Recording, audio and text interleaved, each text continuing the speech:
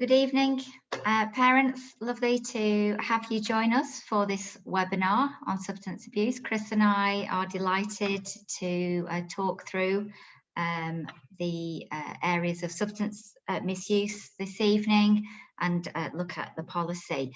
As you were waiting for us to start, you'll have seen our opening slide.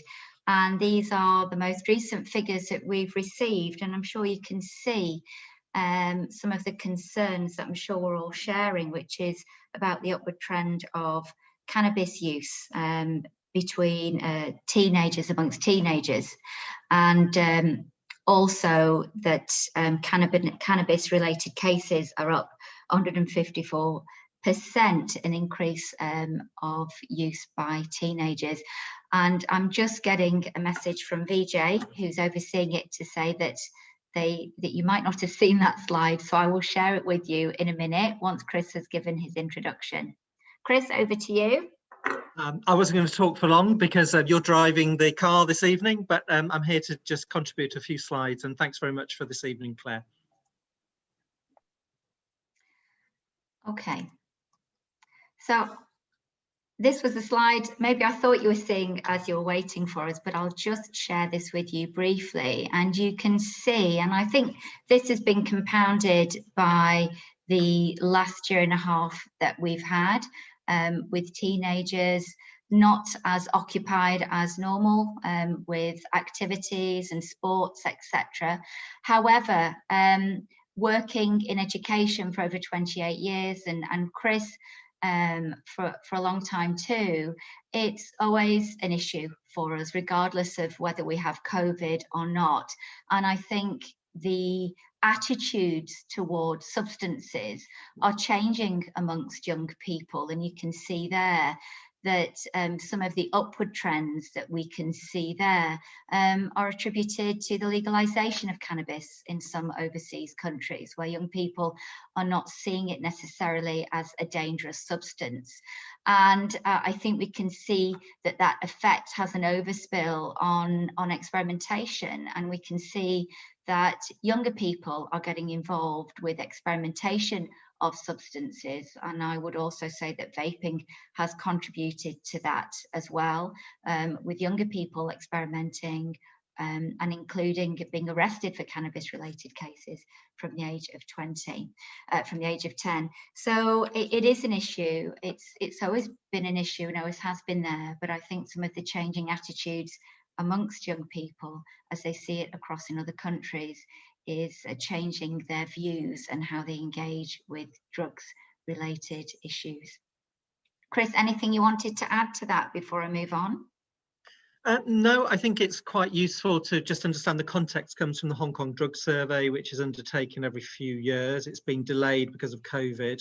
And whilst, you know, Hong Kong might congratulate itself on being able to kind of count less than 200 teenagers, there's lots of research across the whole of Hong Kong and the area about kind of hidden substance misuse because of the penalty system in Hong Kong as well. But certainly this is the visible trend around Hong Kong as well. And the rest of the statistics that we'll share with you this evening are taken from the Narcotics Division survey of 2017-18. So that's the most recent one that we've got. I wanted to share this image with you. It really resonated with me when I thought about how we might approach this webinar, because for me, as a parent, as an educator, this was an image that represents our teenagers. It is an image that shows their enthusiasm to explore, their courage, and sometimes, as we know as parents, their willingness to take risks without thinking about the consequences. And I know you've probably attended some of our webinars about the teenage brain and its development and their understanding of risks. And we know that risk-taking in a healthy context is something that we should nurture and encourage. So, for example, trying a new sport or being, doing a presentation that you were worried about and you succeeded in it. Those things are healthy risks, and they can really nurture confidence. And they give a young person a sense of self-worth. But yet this image has that risk attached to it. It shows our teenagers as brave and courageous, but yet vulnerable, and can be open to some unhealthy risks. And they constantly need that balance of being able to give them healthy boundaries, but yet at the same time, we want to protect them and we want to guide them. And as we said this evening, part of that is about how we can manage our teenagers when it comes to discussing substance misuse and how to approach it as parents. So this evening, we're going to look at how we can work together to provide a really strong network of support for our children. We're going to look briefly at the revised substance misuse policy. We did share that with you, and hope you've had an opportunity to look through that. I'm also going to explain how we can work together to prohibit drugs use and to protect our young people by the introduction of a voluntary drugs testing scheme and the support that's provided as part of that. And finally, just to finish, the ways that we can continue to protect our young people. And before we look at these in some more detail, let's just look at some of those statistics. And again, you can see, just leading on from that first slide, that the most common types of drugs taking by our teenagers is cannabis at 78%. And it might surprise some of you that cough medicine is on that list as well. And some of our young people in Hong Kong are accessing over-the-counter medicines, pharmaceutical medicines that may have drowsy qualities that they can seek a high from, such as codeine. And cocaine is something that creeps in there as well. So just important for you to see some of the substances that our young people are exploring. Chris, I'm going to hand over to you, and you can lead in on the effect of cannabis. Yeah, so I just thought it was quite interesting. So in Hong Kong last year, because of the impact of COVID, a lot of the major drug cartels around the world have had less opportunity to actually smuggle drugs into countries. And this is a worldwide phenomenon because of the slowdown in air transport. And so their strategy has been to absolutely bombard the ports around the world in the hope that some of their supply of drugs get through. And so organised crime has a real business strategy in terms of making sure they keep customers engaged. And I guess the danger is for the whole world, when we talk about young people, is that there's an increased environment where drugs are more readily available. And it was just interesting when I did a Google search on the SCMP for the headlines around cannabis, because cannabis, I was aware from talking to police officers, was a particular growth drug in Hong Kong. And you'll see from these headlines just the impact of the hauls that are going on. And the rather, if you want to move on for me, Claire, the rather amazing statistic last year, that by the middle of last year, Hong Kong had confiscated more drugs in 6 months than it had done in the previous time period, the 10 years prior, to give you some indication of the change in the environment that sometimes we don't see as adults, or our young people don't see because we're not looking for it. It isn't part of our everyday experience, but it's about bringing ourselves into a consciousness that the risk is in the wider environment. Now, cannabis in particular can be challenging for young people to understand because there are mixed messages. And the mixed messages comes from countries which have legalized cannabis, countries that have always had legal access to cannabis or decriminalized the access to cannabis. And also as well, more recently, the prescribing of cannabis in some jurisdictions as well as a therapeutic pain reliever for conditions such as multiple sclerosis or Parkinson's disease.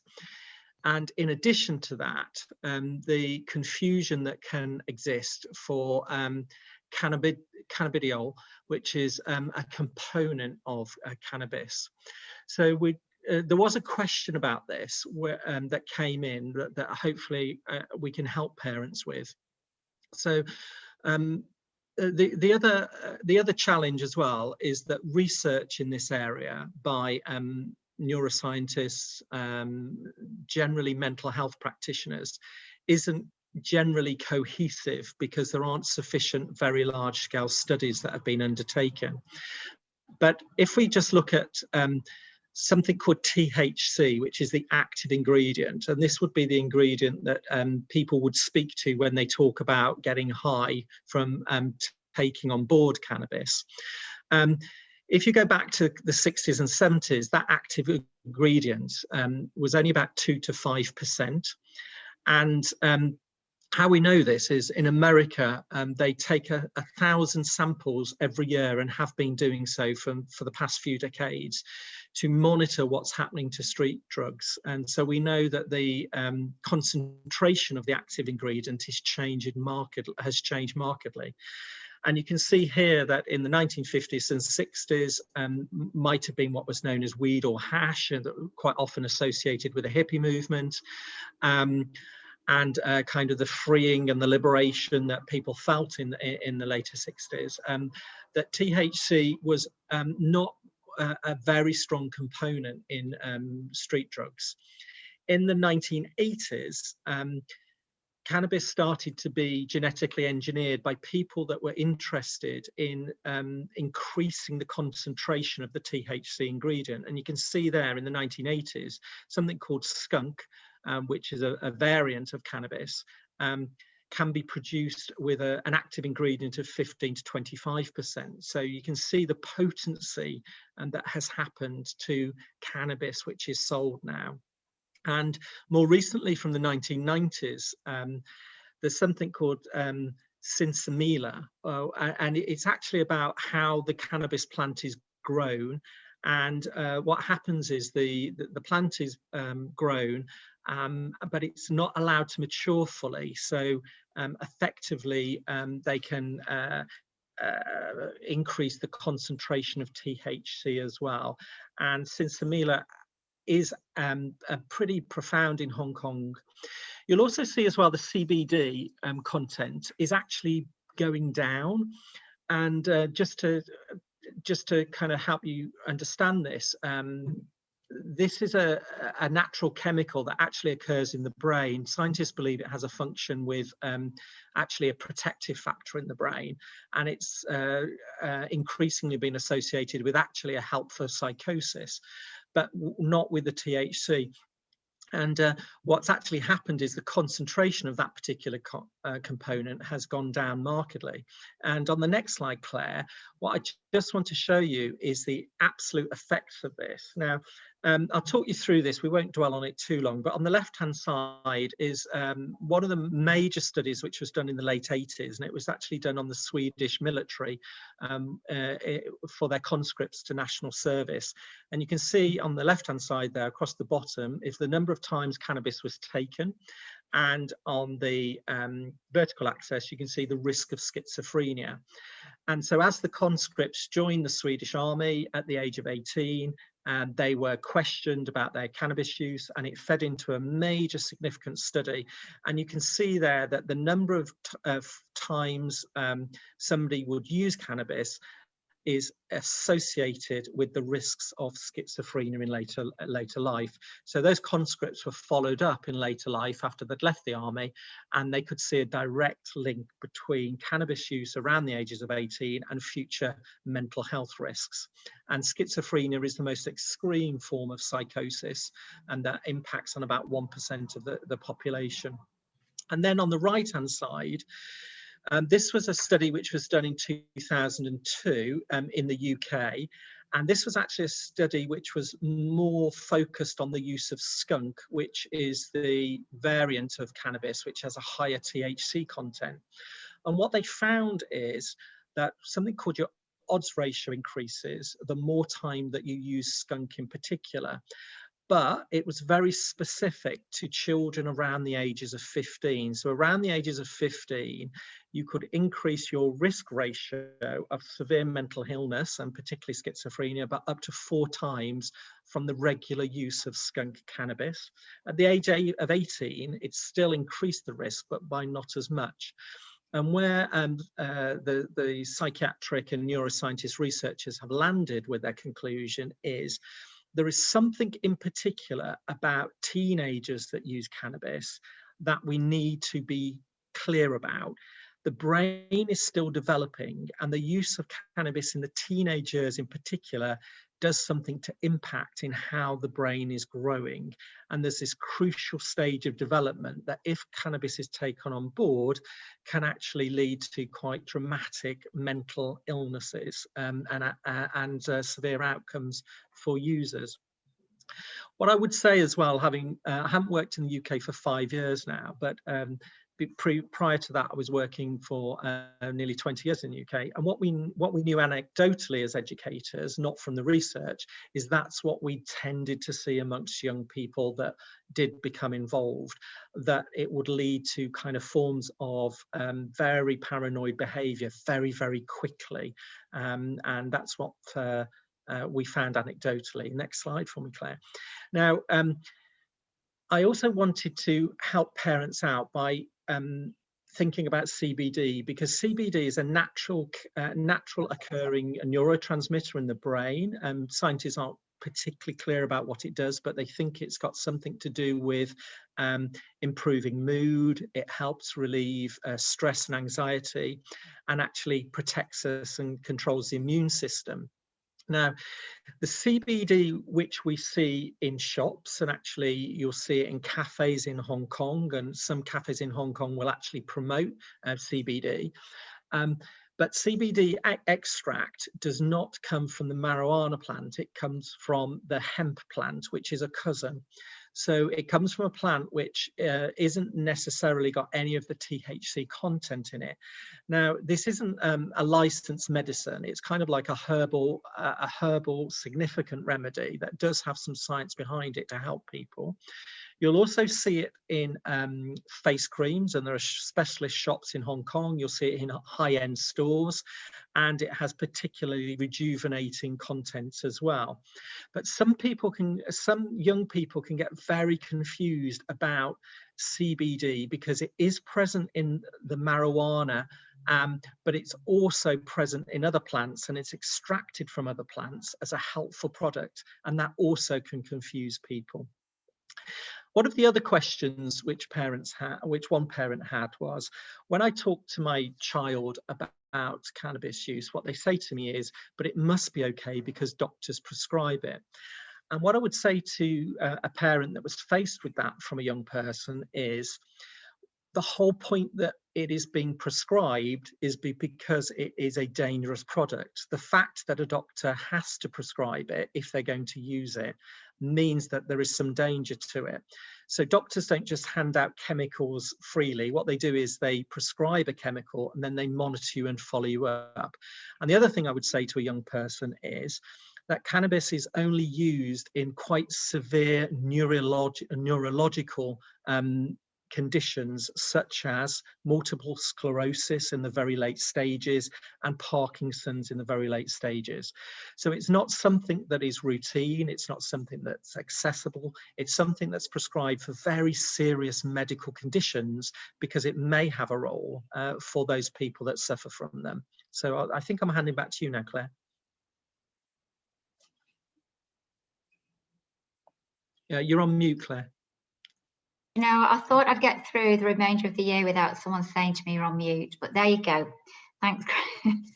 So I said I would just share with you just some of the key takeaways from the ESF substance misuse policy. And the policy provides guidelines on how we educate students.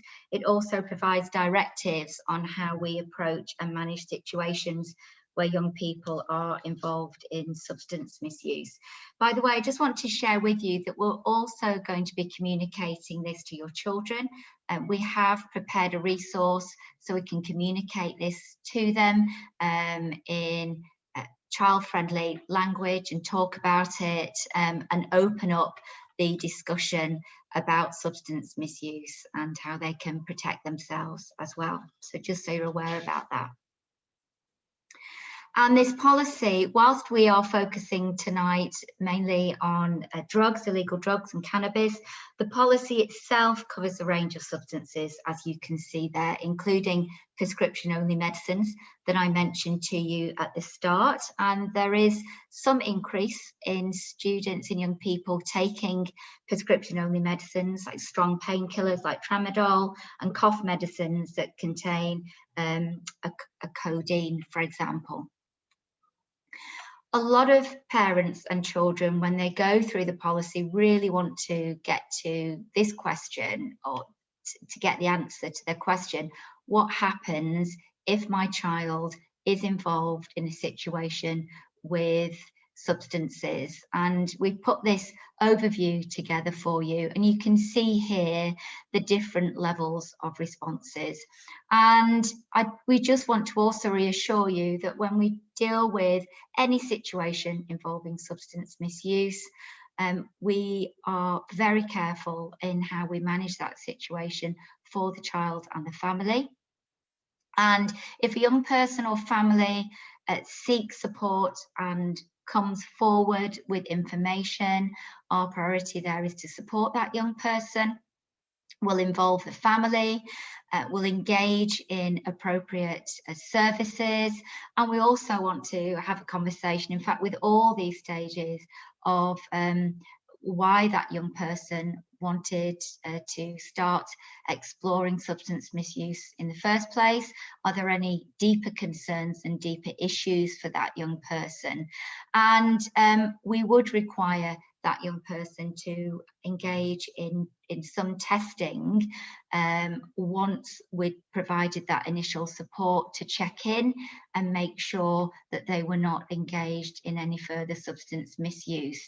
And that actually provides a very positive framework for that young person, and they are then provided with a voice to their peers to say, no, I can't, I'm involved in drugs testing, I don't know when that might happen. So that's a very positive step, actually. And then we continue to support the family. You can see, however, though, that there's a different response if we have illegal substances that come onto site, if there has been supply of illegal substances in the course of school activity, we will, in those cases, if drugs have been supplied, certainly within the school premises, that we may involve the police. And if there's been possession of substances actually on school site, we will contact the police to arrange for the immediate and safe collection of those substances. And you can see there that the response does involve suspension and may lead to exclusion, depending on the context of that particular issue. I just wanted to touch on the drugs testing after an incident. The policy is very clear that the drugs testing is completed off-site, and medical professionals do conduct it, and the details are explained to parents. Again, we talk about follow-up meetings, that there's more testing, and there may be further counselling in place. And part of that policy is that parents themselves will pay for the cost of that testing, and parents go with their child to complete that drugs test. So that is the policy, a very brief overview of the policy. Please have a read, contact me if you have any further questions on that. Talk about it with your child, a good opportunity to discuss it. And the policy, as you can see, provides clear directives in relation to a response to substance misuse.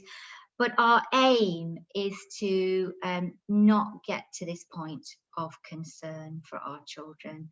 Our aim, of course, is to work proactively to ensure that our children are not put in this situation in the first place. And I'm sure you would agree that's where we all want to be as educators and as parents. So I want to talk to you about a scheme that we're introducing, which is a voluntary drugs testing scheme that we're able to facilitate with an organisation called the Cross. And the Cross work in Hong Kong, and they work with young people that have been involved in substance misuse and work closely with young people and their families. So they're a very supportive organisation and very pro young people and pro supporting young people in ensuring that they stay safe and protected and lower their risk of being involved in substance misuse. And this is the organisation that we're very fortunate to have that are going to work with us to introduce this voluntary drugs testing scheme. And I just want to talk through with you why we think this is important. Why would we rather do this before any issues arose rather than waiting for a situation where we have to do a drugs test, which may be viewed by that child and parents as something more punitive. And we want to invite our young people to take a proactive stance by joining this voluntary drugs testing scheme, but we really do need your support and encouragement to get our young people to join this. As I said, it is voluntary. But if you do participate in this, and we really strongly recommend that you do, you and your child are making a really proactive commitment against substance misuse. And if you do it, and the parents that you know do it, and their children do it, there's real strength in numbers here, isn't there? That as a community, we're standing up and we're saying that this is okay, that this allows our children to continue to show resolve to say no. It sends a clear and positive message to those who might put unnecessary pressure on our children. And we're also advocating a shared commitment to health here and well-being. You know, we've already discussed with you this evening some of the impacts of cannabis on our young people and how it can have an impact on mental health and physical health and our overall well-being. And it can be really difficult sometimes for a young person to say no, especially if they're lacking confidence or need support. It's a way for a young person, as I said, with the drugs testing as part of the response to a case, for a young person to say, I can't, we've got a voluntary drugs testing scheme at school. So I really do think that this is a very positive step and a gift that we can give our young people in being able to develop their resolve and have open discussions about why we have this scheme in place. And I just want to spend a few minutes with you talking about how this would be approached. So what we would do is that prior to a voluntary drugs testing process, we would arrange a briefing session with yourselves and your children so that they understand what's involved in the process. We would distribute a consent form for you that you and your children would sign to say that you are willing to participate in this. And then we would collect your consent forms and we would prepare a list of those students that wanted to be part of this process. And I just want to reassure you that the names of the children are not given to the Cross. We take the names in, we give each child a number, and those numbers get sent to the Cross, and it's a Cross, the organisation that administers the drugs test, that selects which numbers are going to be used as part of that test. We, across the year, would do 3 tests across the year. We wouldn't give those dates in advance, but probably on average once a term. And they would then select the numbers. So I or Chris cannot say, would like you to test such a student. We don't have any say in that.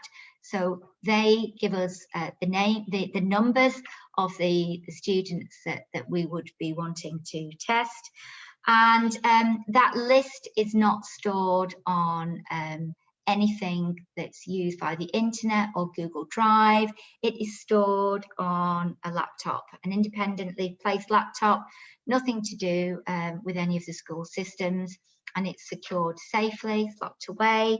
And once the test is completed, the document is deleted. So it's very, very secure and safe.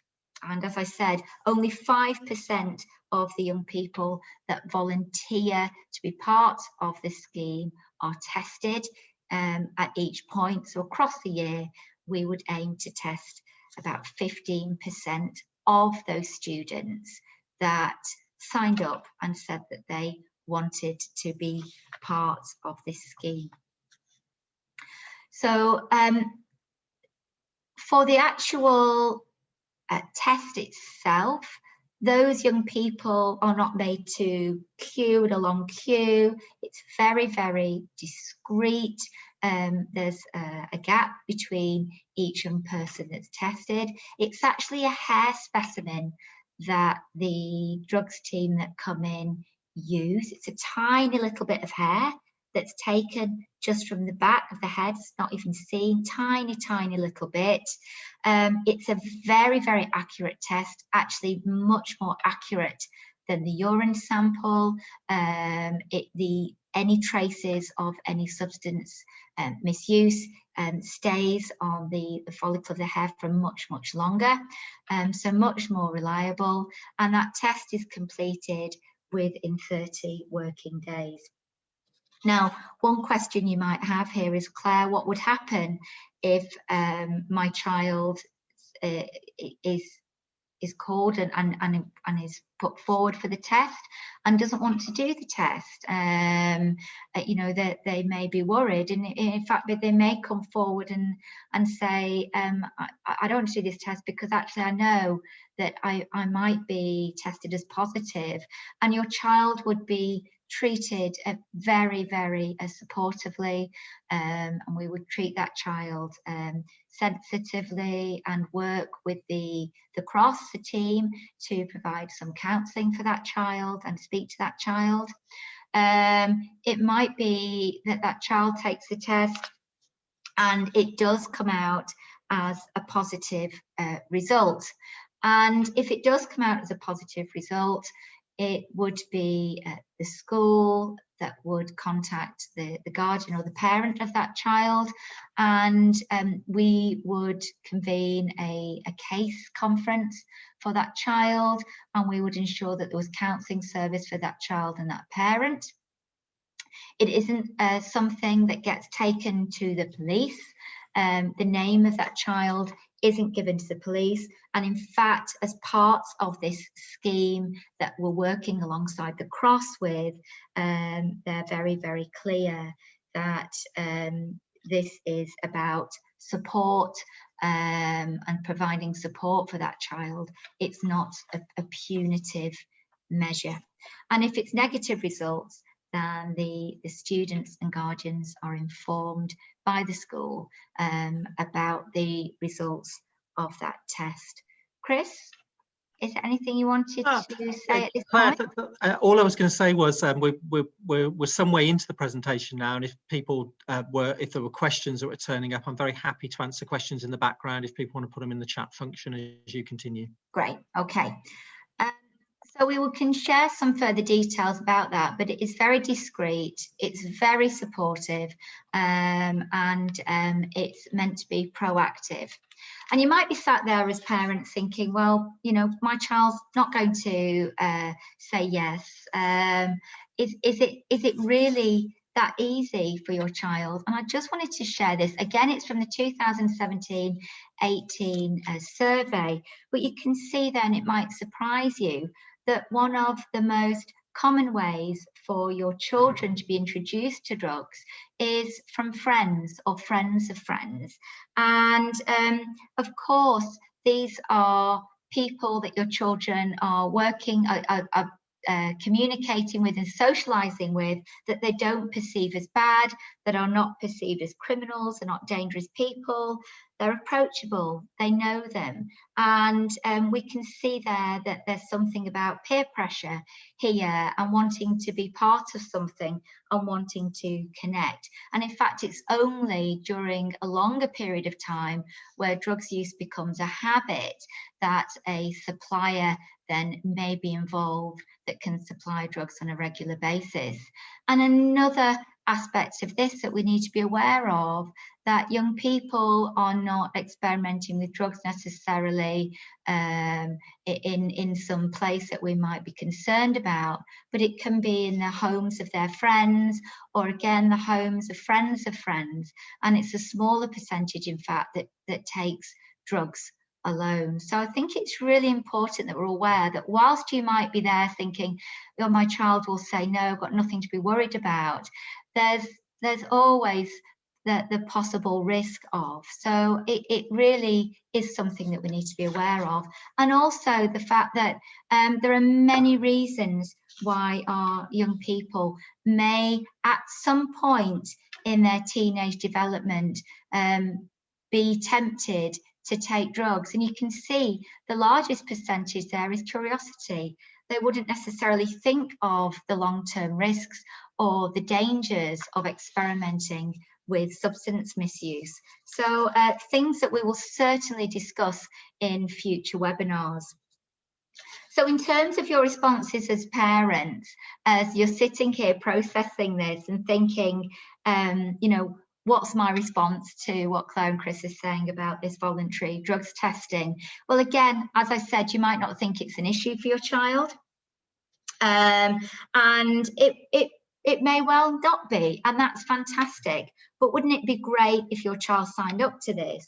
And it'd be good to keep it that way and just keep that open conversation about how to protect themselves and how to avoid situations where they may be placed in a difficult situation. And you may be worried. You may already have concerns about your child.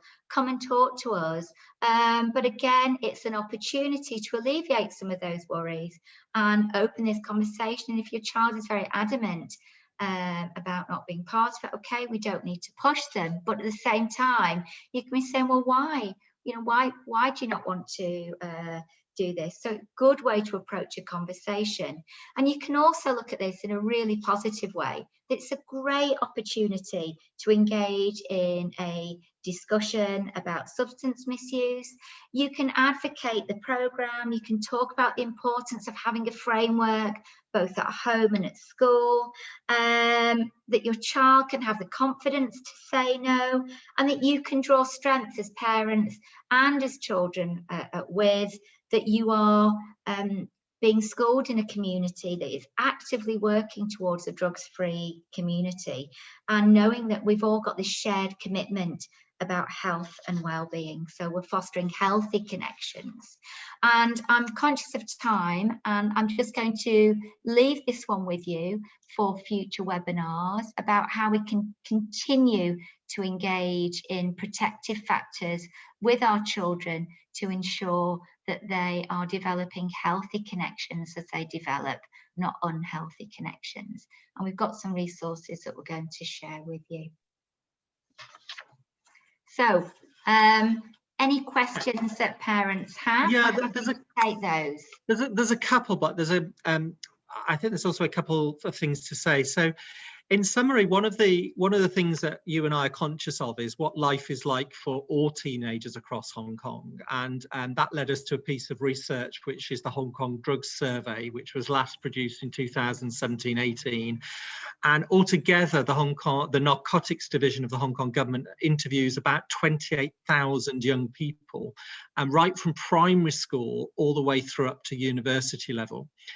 And what we were fascinated by was that this only represented local school systems. It didn't actually include international schools, although historically international schools have been involved in that survey. So we were looking at the survey, and what we want to do is make sure that we insulate young people, we protect young people, and also we educate parents as well.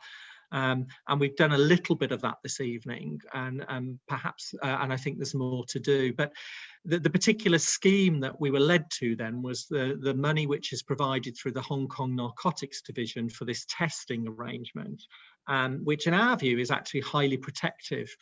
And there was a question in the box about why only 5%. So essentially, this is what the scheme, how the scheme is funded. And it is in most international schools across Hong Kong, they have a policy of random drugs testing. ESF schools don't have a policy of random drugs testing. ESF, and I think that's right, actually, because random drug testing can be open to a little bit of manipulation. And so is it truly random always comes up. ESF's policy is really clear. It's about testing when there is when something comes to light, and sometimes that comes to light when a secret first comes out and a school has to respond to that. Sometimes parents are trying to manage something on their own and they don't want to bring it to the school for fear of the consequences. So we feel that the scheme is good because it's proactive. And one of the reasons we feel it's good, it's proactive, is because if a child is signed up to this scheme, it actually enables them to say no if they come under peer pressure when they're out in the wider community. And Claire, one of the things that concerned us last summer was because of the lack of travel and families were not leaving Hong Kong, and it's highly likely that that might be the situation again, that young people in Hong Kong have had a lot more freedom, and they've had a lot more freedom from parents who obviously feel sorry for their kids who haven't had kind of typical experiences with schooling. Equally, it's a long summer in Hong Kong when expatriate families might be returning to see their families in their home countries. And what we know is when large groups of young people come together with non-typical boundaries, we see more of the risky behaviours. And that's because it's about being one of the group. It is the peer influence is going to outweigh any adult saying no. There isn't a single family that can say this won't happen to us. Just don't put yourself in that risky position, really. So we see the scheme as a healthy approach. Because once a child is signed up to this scheme, if they don't have the resolve to say no, what they can say is, actually, I simply can't do that because I'm part of this scheme. And it actually gives them a way out whilst also saving face as well. Now, I guess that goes to the question of why only 5%. Essentially, it doesn't matter. If you're part of the scheme, you can be identified at any point for the test. And so it's actually kind of, that's why it doesn't matter whether it's 5% or 100%. It's actually being part of the scheme that gives a tool to the child when they're away from their family, away from their loving parents that have taught them the difference between right and wrong, when they're away from school, when they've been educated and given all the risk factors, and when they're with that peer group, or they're with that person that appears on the basketball court that doesn't normally turn up or is putting subtle pressure on people. This gives them the tool why they can say no.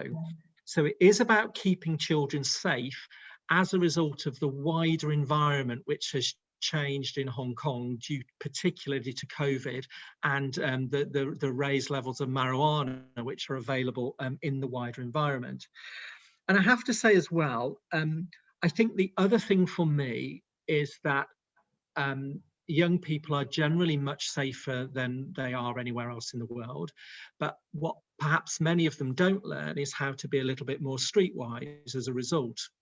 And then when they leave us at 18 to go to university in the UK, in the US, in Canada, and in those first few weeks of creating their own peer group, have they learned the skill that perhaps they need to, of how to say no in that scenario. So for me, this isn't about them, our young people learning why and how to say no now.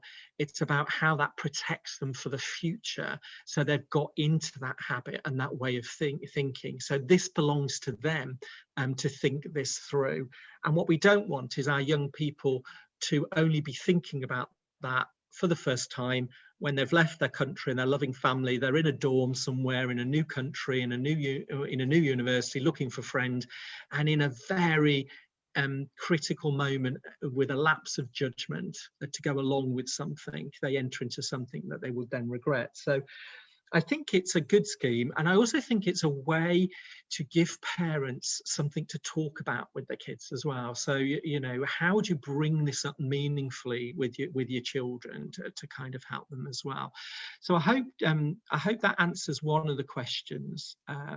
And just as we're looking at those, Chris, I just want to share with parents that, you know, in conversations with young people, when you're talking on a one-to-one, they welcome this. They welcome a reason to say no, and it really gives them a voice. Sometimes it's difficult for them to say no. Just give a voice. And there's a couple of more questions here. Once signed up, does it mean students are locked in for the whole time at WIS? Well, actually, the funding is only given to us annually. We have applied for a second round of funding. So I think it would be good practice for us to get consent at the beginning of every year, because we do want to balance people's privacy and rights, and that's important. Yeah, we would say once you've signed up to being part of the programme, it would be for the academic year, and then we would renew it at the beginning of the next year. In terms of who to contact, following up from this webinar, we'll send out further information. But if you know already, you're sat there, yes, I want to do this, then just get in touch with Claire, and you can have an early sight of form. So there's another question on vaping, which I'd like to talk about, but anything else for you, Claire, at the moment? No, I was interested by the question on vaping as well. So oh, sorry, I'll just backtrack just a little bit, because I think we might have missed one question, forgive me. What year and age level are we recommending for this scheme? One of the things I always struggle with in Hong Kong is the very diverse levels of maturity that children have within the same grade level. So if we look at kids in year 9, there can be a huge spread of maturity because of the way that students come into our year groups from January to December. There can be almost a whole year's difference in their chronological age because of that. So I find that difficult to answer, but to speak to another question that came in, Claire, which was, when do you see the first experimentation start creeping in?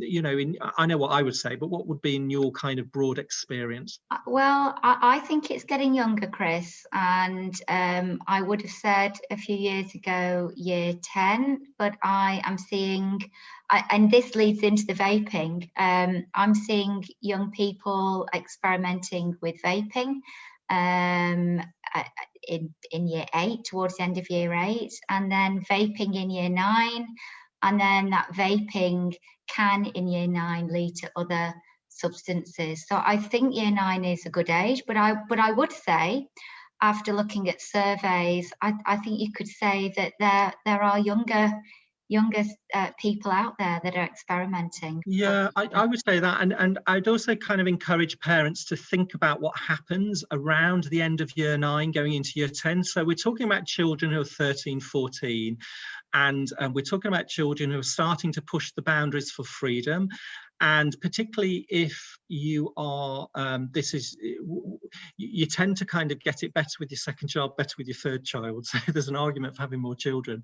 But as a parent, you're learning how much freedom and responsibility to give to your child continually. It's very obvious when we've got a 1-year-old and a 2-year-old kid, because it's very obvious we don't want them to run over the road, therefore we put a fence around them. When they become teenagers, because as teenagers they can talk more fluently to us, we can sometimes misjudge what they're really ready to do in terms of the freedom we give them. And so constantly through the teenage years, what we're doing as parents is we're pulling the boundaries tighter. then sometimes what happens is the kids push against our boundaries. We feel the push, and we have an internal conversations with ourselves, and we pull that boundary back. And it's in that push and pull of the boundary as a child is growing that a gap can arise and the peer influence can come in. So it generally is going to happen towards the end of year 9 and into year 10. And that's the point at which parents are much more likely to give permission for their children for the first time to have the sleepover, perhaps unsupervised, to go to the mall unsupervised for a longer period of time, to hang out a little bit more, because children will say, all my other friends' parents let them do it. And it's because it's that point of freedom. And at that point of freedom, the people who want to influence your children know exactly what they're doing. They're very, very clever. And they will just turn up on the side of a basketball court, or they'll just be in a shopping mall observing and watching. And very, very clever how they introduce themselves to your children, how they influence your children. And particularly in the group, what somebody who wants to sell substances to your kids can do is kind of make it seem as if they don't go along with it. They might look silly in front of their friends. So generally it might be around the age of 13 to 14, but from that point forwards, kind of it's something to become conscious of. It's not that it's going to happen and parents must balance the risk. It's just the possibility increases as our children have more freedom. What about, I mean, vaping was an interesting one in Hong Kong because it came into Hong Kong just before coronavirus really hit, and the legislation that was going to be put forward, which was to put very strict legislation around it, is currently shelved until after coronavirus. But there were a lot more sales of vapes in kind of informal newspaper stores almost that you find all over Hong Kong. And it is an important one to be aware of, because young people also learn from adults, and we know that some adults will smoke, some adults will have vaping devices, and what young people are doing is watching adults all the time and learning from it. So vaping, it can happen. It can happen also because the vaping devices are very clever. They can look like USB sticks now. They can look like biros. And there is that kind of element of secretiveness that we know some people, some young people will enjoy, because it makes them feel mature. It makes them feel as though they're doing something that they shouldn't. So it is a danger point. And what we have is we talk about that in our Learning for Life lessons with young people. We have a very strict policy about if you're caught with any of those things on site, and it can lead to suspension from school, absolutely. And also as well, if we find out that young people might be misusing it outside of school, we will contact parents to let them know and give them our advice about how they might be managing it. Because everything is a pathway to something else. Everything is a pathway to learning how to do something. And once you go through one barrier, it's about then going to the next barrier and the next barrier. And the hardest thing is convincing people that that is true. That actually it is about kind of really addressing it firmly as early as you can. So the things are learned and the skills acquired. Anything else to add to that, Claire? I think it's an important point you raised about, you know, some young people involved in these issues early with vaping, for example, exploring cannabis, they don't necessarily want to do it, but it's a weak moment, they've said yes, and then they get into something that they find really difficult to back out of, because they know that group of people. So I think that's a really important aspect of it. And just for that parent that talked about, you know, how do we approach it with my child? I would say don't sit them down and have a lecture, you know, bring it up at a moment where there might be something in the South China Morning Post about legislation on vaping, or, you know, you're driving in the car or you're walking, or, you know, there's an opportunity to bring it in. So I'd say the way you talk to your children about it would be little bits and engaging them in the conversation. I think that's a really important aspect of it. Claire, could you take C's question? When would the school start education sessions for the kids? Sis, do you mean when will the school start education sessions? Do you mean additional? Because we do already have education sessions for the children. So I think it's probably just a kind of a brief summary in which year groups, what might be explored, the topics in the Learning for Life. So we've actually moved this year the substance misuse into year 8. We started to discuss with students an understanding of what substance misuse is, and we also then developed that into year 9, into managing risk, saying no, understanding that push-pull that Chris was talking about, especially with your peers, and deepening that understanding of substance misuse. We also have, and he's fantastic, and it'd be great to get in a webinar for our parents, Dr. Michael Eason, who is a psychologist that works very closely with young people that have been managing substance misuse. And this year he has been in all year 10 Learning for Life lessons and has done some great Q&A with the students, and he's fantastic. And he's actually working with us to review our drugs education program this year. So we're very fortunate to have him, so we can get that current thinking. So lots of things that we do, we get students to inquire, we provide information, we get students to share their thoughts and views, and also bring external professionals in, such as people like Dr. Michael Eason. We've had Kelly Group in the past, non-government organisation that promote and advocate student health and well-being. So we do an awful lot. And the thing that I would just add to that is that the teenage brain, particularly at the age of 14, is going to prioritise messages in this order: messages from my friends, messages from my teachers, messages from my parents. The teenage brain is hugely social, and if you think back to your own adolescent growth some time ago, the quest of youth is to work out who am I, and it's a particularly more complex problem in challenging international schools, where a child might speak 2 or 3 languages, they might have parents of 2 heritage, they might have lived in 3 countries. So that's that identity piece that we all need to keep us a sense of self in place, can be more of a challenge for a young person in an international setting. And that who am I is not necessarily going to come from the mom and dad who've loved and cared for their children at this age of 14, not necessarily going to come from the school. It's going to come from other children, because at the age of 14, what you're interested in is making and creating the friendships that you're craving.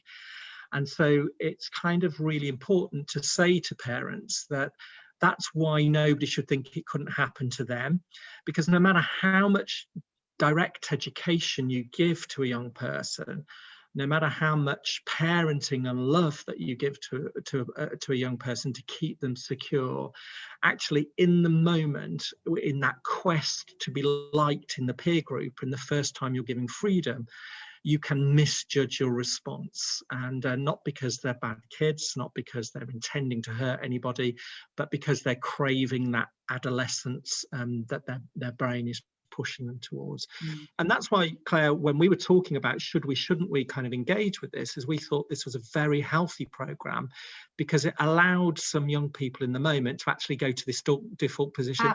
I simply can't, because I'm part of this scheme. Yeah, and I think, you know, you touched upon students searching for that sense of identity and that sense of belonging. And I think if we can foster a sense of belonging through our shared commitment and voice to this, that provides an anchor for our young people. And as you say, you know, it's easy for us as adults to think, well, they won't say no, but they'll say no, but we've got to relate to them and understand their situation. And when a young person might say yes, there are a lot of issues that may compound that child to say yes. So it can be a very complex situation that requires lots of support, patience, and time. Yeah. Okay, so parents mustn't worry after this. They mustn't suddenly kind of do a handbrake turn in their parenting. But what they need to do is they need to start considering what age their child is now, how they're forming their boundary setting, and what their values are as a family.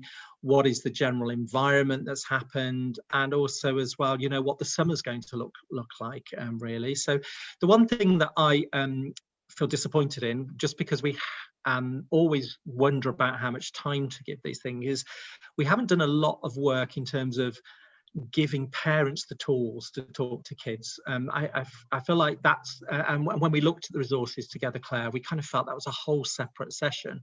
And yeah, so that's the next lot. Yeah, we have held some resources back, and we were also going to get Dr. Eason in as well to help with that. And we've also working with some great educational psychologists and clinical psychologists at the moment as well, who are kind of opening some doors with us in terms of how they can support parenting.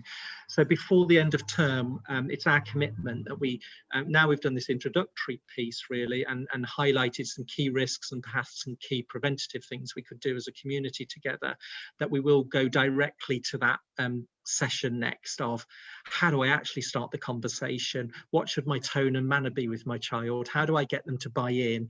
How do I handle the difficult question? Because I think it's that kind of needs to probably be addressed as well. Absolutely. Okay, well, listen, Claire, I'd like to say a special thank you to you, because you're the person that's worked to get the funding so that we can see whether this is something the community would like to be involved in. And what will be the next steps? Will you talk to a wider group of parents, the students? What's the next plan? Yeah, so next steps, we're going to talk to our student community about this scheme. Really important to get them to understand and buy into this and realise it's protective, it's not punitive. So we've got work to do there. Also talk to our tutors. So again, all that network of support is in place. We'll also send out some more information about how that drugs testing scheme works. And I'd be really interested to hear from any parents tonight that want to just pick up the phone and have a chat and get some feedback on their responses to this, and how we can engage more parents into getting involved in this scheme. That sounds good, Claire. Okay, well, listen, thank you very much. If anybody's got any individual concerns or worries or comments or questions from any angle, then you know, you're very welcome to email Claire or myself, or heads of year indeed across the school that you might connect with. But other than that, we wish you a really good evening and hope it's been of some help to you. Thanks, everyone. Thank you.